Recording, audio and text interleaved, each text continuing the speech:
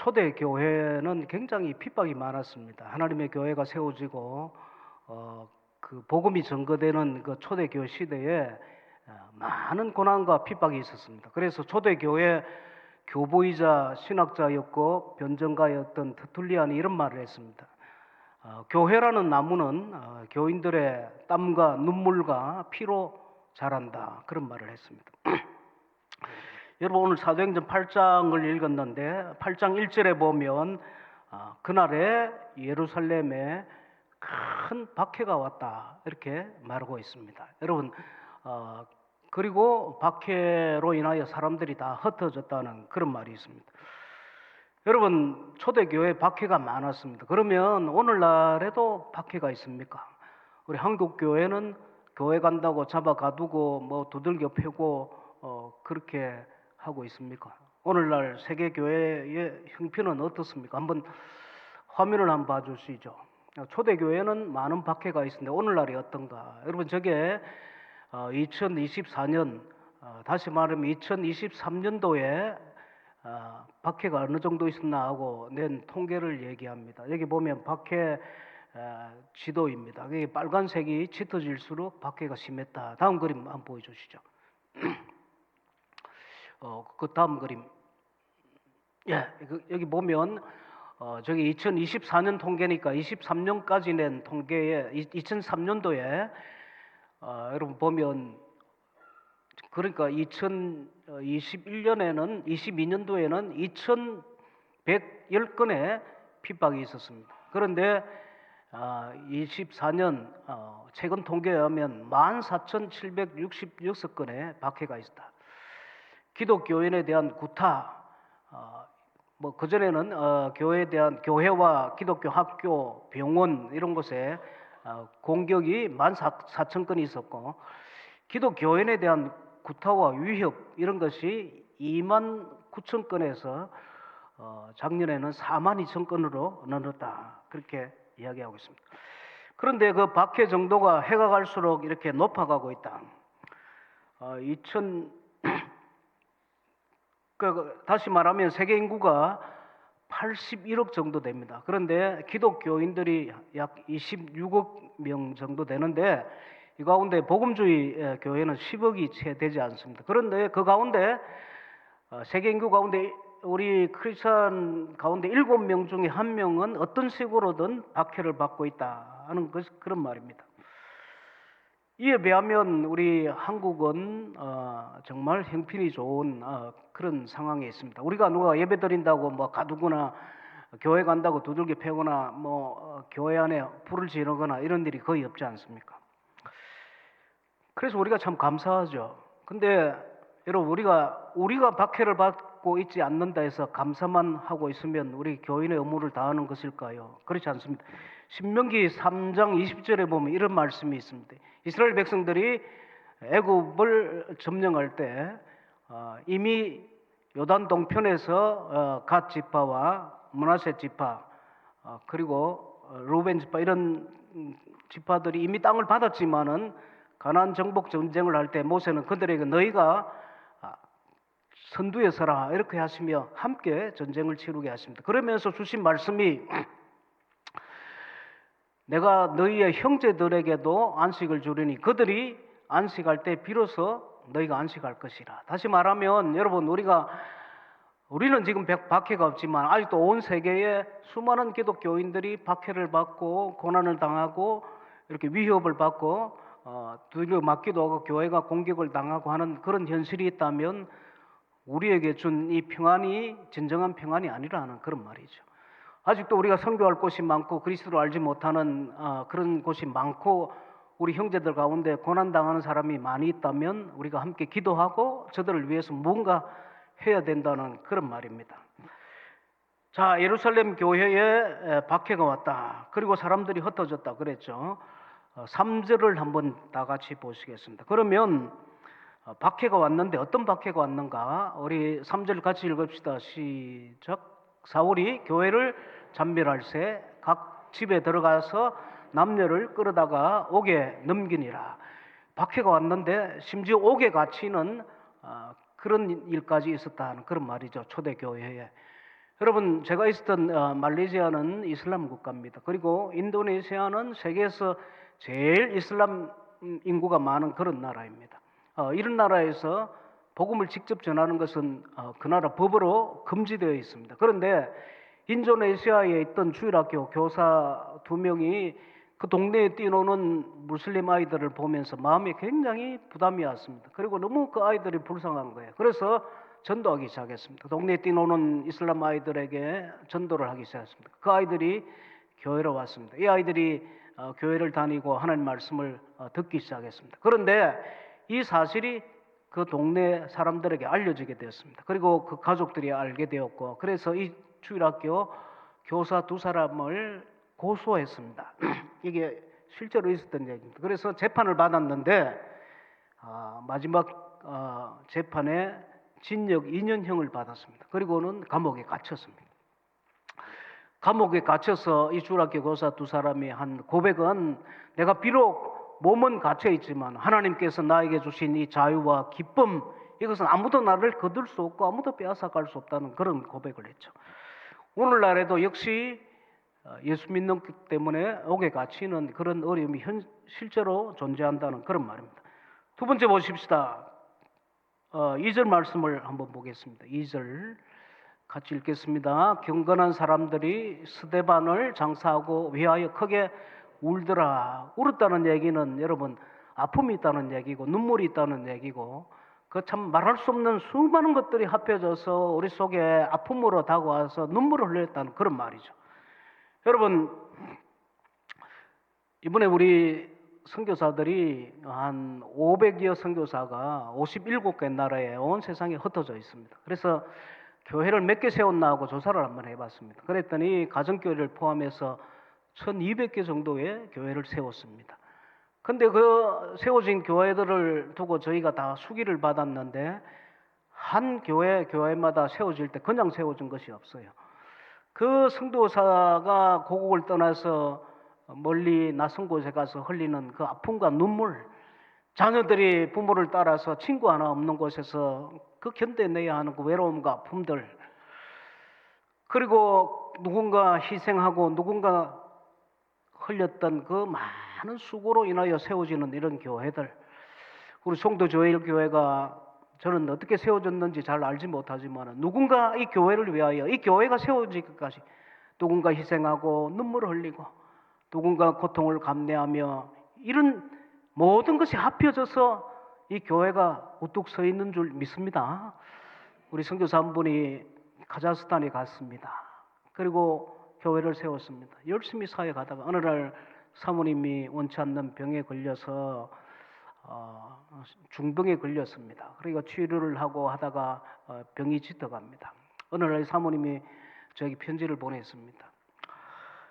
하나님 아버지, 나에게 다시 회복을 주시면 화려하거나 아름답지는 않지만은 하나님 앞에 곧게 서 있는 은빛 갈대같이 하나님, 내가 다시 서기를 원합니다 하는 이런 고백을 했지만은 끝내 주님 품으로 갔습니다. 그런데 이 선교사님은 지금도 그곳에 남아서 그 성도들과 함께 눈물 가운데 교회를 세워가고 있는 것이죠. 제가 얼마 전에 필리핀에 가서 우리 선교사에게 직접 들은 얘기인데, 아이를 데리고 선교지에 갔습니다. 이 아이가 학교를 넣었더니 한마디 말을 알아듣지 못하는 거예요.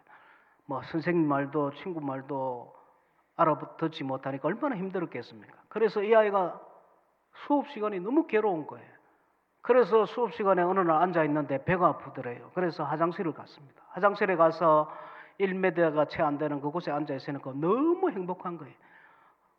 화장실에 앉아 있는 그 시간이 천국 같더래요. 그래서 그 안에 앉아서 정말 기쁨에 평화로다 하늘 위에서 내려오네. 그 평화를 맛보고 아이가 화장실에 앉아 있으니까 너무 좋은 거예요. 그래서 다시 돌아와서 또 배 안 아프나, 화장실 가고 싶다. 그 다음날 또 가면 아이가 나 화장실 가고 싶다. 이걸 생각을 계속 하니까 정말 학교만 가면 얘가 설사가 나는 거예요. 그래서 화장실 가는 거예요. 너무 기분이 좋은. 또 화장실 가고 왔다 갔다 화장실 다니니까 선생님이 통지표를 줘가지고 거기에 이래 써놨더니 얘는 수업에 집중 안 하고 너무 산만하다. 그래서 어텐디드 이래 써내 보냈더니 그 아이가 몰라가 아버지 이게 뭐고? 아버지가 보니까 아이가 너무 산만하다. 지도를 좀 잘해라. 그랬더니 니 보고 산만하단다. 이러니까 아버지 산만한 게 뭔데? 니 믿음이 산만하단다. 그랬대요. 이런 아픔을 다 견디고 아이들이 그곳에 살아갑니다. 자, 세 번째 보십시다. 박해가 왔는데 그 결과가 어떻습니까? 3절에 1절입니다. 1절 한번 보십시오. 같이 읽겠습니다. 사울은 그가 죽임을 당함을 마땅히 여기더라. 그날에 예루살렘에 있는 교회에 큰 박해가 있어 사도 외에는 다 유대와 사마리아와 모든 땅으로 어떻게 되었다고요? 흩어졌다. 여러분, 이 흩어졌다는 말이 무엇입니까? 제가 이게 한국 있을 때 이 말이 무슨 말인지 잘 모르겠는데 선교지 가니까 정말 실감이 났습니다. 저희 말레이시아에서 한 자매를 전도했습니다. 이 자매가 대학에 사스로 일하던 자매인데 물론 무슬림 자매입니다. 이슬람을 믿는 자매인데 온 동네와 집안이 대대로 이슬람을 믿어오는 몇백 년 동안 그 이슬람을 믿어오는 그 가정에 자란 자매가 예수님을 영접했습니다. 제가 세례를 주었습니다. 그런데 이 사실이 어떻게든 집에 알려졌습니다. 그러니까 집안이 발칵 뒤집혀진 것이죠. 동네에도 난리가 난 거예요. 한 이슬람이 예수를 믿는다는 것은 굉장히 힘든 일입니다. 심지어 말레이시아는 그렇지 않습니다만 여러분 파키스탄이나 인도 혹은 아프리카, 북아프리카 같은 경우에는 그 개종을 하면 집안에서 명예살인이라는 것이 있습니다. 이거는 우리 집안을 더럽혔다 해서 그 형제나 부모나 오빠나 이런 사람들이 살해를 합니다. 근데 말레이시아는 그 정도까지는 아니지만 결국에 그 집에 있을 수 없어서 이 자매는 집을 나와야 했습니다. 평생을 함께 자라왔던 형제, 자매, 오빠를 떠나야 하는 그런 아픔이 있었고 부모를 떠나야 되는, 그리고 어릴 때부터 살아왔던 정든 그 고향을 떠나는 그런 아픔이 있다는 것입니다. 살 수가 없으니까 떠나가는 것이죠. 여러분 튀르키예라는 나라에 가면 갑바도기아라는 곳이 있습니다. 이때 흩어진 사람들이 예루살렘에서 흩어져서 사마리아와 유대와 다른 곳으로, 이 다른 곳에 그곳이 시리아에 있는 시리아와 터키, 지금의 터키 땅으로 흩어진 것이에요. 거기 가면 크리스찬들이 그때 박해를 피하여 숨어들었던, 땅굴을 파고 숨어들었던 그런 흔적들이 있습니다. 여러분, 이 흩어진 사람들이 어떤 사람들입니까? 고향을 떠난 사람들, 그 아픔의 사람, 눈물의 사람들이 흩어졌다는 거죠. 얼마나 남의 나라에 가서 고국을 떠나서 또 고향을 떠나서 다른 지방에 도망을 가서 사는 사람들의 형편이 어떻겠냐면 얼마나 가난하고 힘들었겠습니까? 그런데 정말 우리가 상상할 수 없는 놀라운 일이 벌어졌습니다. 한번 4절을 보십시다. 4절. 이건 정말 기적과 같은 일이죠. 우리가 상상할 수 없는 그런 일입니다. 4절을 읽겠습니다. 자, 그 흩어진 사람들이 두루다니며 복음의 말씀을 전할세. 여러분, 흩어진 사람이 어떤 사람이라고요? 고난의 사람들, 그 핍박의 사람들, 경제적으로 심히 어려운 그런 사람들이 흩어져서 뭘 했다고요? 복음의 말씀을 전했다. 놀랍지 않습니까, 여러분? 그 사람들이 그 당시에 그 흩어져서 그 굴 속에 숨어들었다가 햇빛을 못 보고 먹을 것이 없어 올라왔다가 잡혀서 죽는 사람들이 있었대요. 그래서 이브리스에 보면 염소와 양의 가죽을 입고 유리하는 백성들이라 이런 표현이 있는데, 그 정말 제가 그 지난주에 사실은 튀르키예에 지진 난 곳에 갔습니다. 거기가 이 예루살렘 교인들이 도망을 가서 그곳에 살았던 터키에 있는 안디옥이라는 지역인데 정말 뜨겁습니다. 너무 막 40도까지 오르는 그런 열기 속에 있는데 이 사람들이 잡히면 옷을 벗기고 가죽 옷을 입혀서 묶어서 기둥에 묶어 놓는데 그 뜨거운 열기가 이 가죽에 스며들어서 나중에 말라가 몸이 막 말라온다는, 그러니까 죽였다는 거예요. 여러분, 폴란드에 이 우크라이나에 전쟁이 나서 우리 선교사 3사람이 흩어져서 지금 폴란드와 루마니아 그리고 몰디브에 우리 선교사들이 이렇게 흩어져 있습니다. 그런데 여러분, 이 난민이 되어서 남의 나라 사는 그 사람들이 얼마나 힘들겠습니까? 제가 하는 일 중에 하나가 이런 전쟁과 기근이 생기면 저희가 한국 교회 그 광고를 하고 도움을 받아서 그 난민들을 돕고 재난 지역을 돕는 것이 제 일 중에 하나입니다. 그래서 우크라이나에 있는 우리 선교사를 이렇게 돕게 되었습니다. 그런데 그분들이 나와서 남의 나라에 사는 삶이 얼마나 힘들겠습니까, 여러분? 지금 안디옥도 시리아에 난민들이 넘어와서 정말 힘들게 지진도 났는데 난민이 더 힘든 거예요. 여러분, 이 사람들이, 이 고난의 사람들이 그곳에서 뭘 했다고요? 복음을 전개했다. 놀랍지 않습니까? 여러분, 제가 선교사가 되어서 이렇게 살아보니까 복음은 편안한 사람이 전한 것이 아니다. 그 고난과 눈물 속에서 정말 주님을 만났던 그 가난한 백성들이 그 어려움 속에서 만났던 주님을 간절히 증거하더라는 것입니다. 그랬더니 여러분, 선교도 여러분 형편이 어려운 사람들이 하는 것이다. 어려운 환경에서 주님을 만난 사람들, 복음 전할 상황이 안 되는데 그 만났던 주님 때문에, 눈물 속에 만났던 주님 때문에 심령을 다하여 전도하는 그 간절함 때문에 복음이 전거되더라는 것입니다. 그래서 우리 성도제일교회도 최선을 다해서 선교하지 않습니까? 근데 더 놀라운 일이 생겼습니다. 7절을 보십시다. 7절. 7절 읽겠습니다. 많은 사람들에게 붙었던 더러운 귀신들이 크게 소리지르며 나가며 또 많은 중풍병자와 못 걷는 사람들이 나왔다. 이게 무슨 말입니까? 여러분, 이게 역사가 일어났다. 이 가난한 사람들, 그 흩어진 사람들이 복음을 전가하니까 역사가 일어났다는 거예요. 여러분, 눈물의 기도와 그 간절함 속에서 만났던 주님을 전가하니까 이것이 막 역사가 일어나는 거예요. 중풍병자가 낫고 말을 못한 사람이 말을 하고 주님을 몰랐던 사람들이 영접하고 이런 속에 막 역사가 일어났다. 우리 우크라이나에서 여러분 혹시 우크라이나 알아요? 전쟁 난 곳이죠. 수도가 어딘지 알아요? 키우라는 데. 근데 그 나라에 부산 같은 곳이 하나 있어요. 거기가 오데사. 뭐 그런 오데사 말 들어봤어요? 우리 선교사 한 분이 그 오데사 살았습니다. 그래서 루마니아에 교인들을 달리고 피난을 나와서 피난 생활이 이렇게 오래다 보니까 2년, 3년 이렇게 다고 너무 힘든 거예요. 그래서 다시 들어갔어요. 오데사는 전쟁이 푹푹 터지고 포탄이 터진데도 고향을 찾아 들어간 거예요. 우리나라 여권 가지고 못 가게 하는데 선교사 들어갔어요. 하여튼 그곳에 있어요. 그런데 여러분, 너무 놀라운 것은 그 교회 원래 몇십 명 모이던 교회인데 500명이 온대요. 500명이. 그 전쟁이 생기고 먹을 것이 없고 가난하고 힘들고 눈물로 세월을 살아가는 이 백성들이 역사가 일어나. 주님을 찾아오는 거예요. 화면 한번 보십시다. 제가 사실은 지난주에 2주 동안 이 터키 지진 난 곳에 갔습니다. 원래 지진이 저렇게 나서 여러분 안디옥이라는 곳이 지진이 났습니다. 여러분이 안디옥 성경에 나오는 바로 그 안디옥입니다. 예루살렘 교회가 핍박이 와서 사람들이 자기 나라를 버리고 도망을 간 곳 중에 한 곳이 안디옥입니다.